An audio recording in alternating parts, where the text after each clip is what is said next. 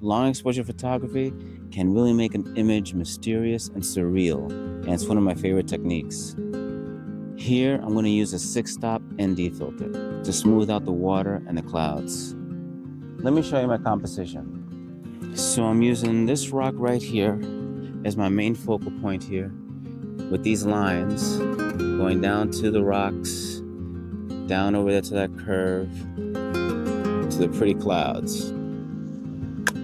All right, I grabbed the shot. Let's see how it looks.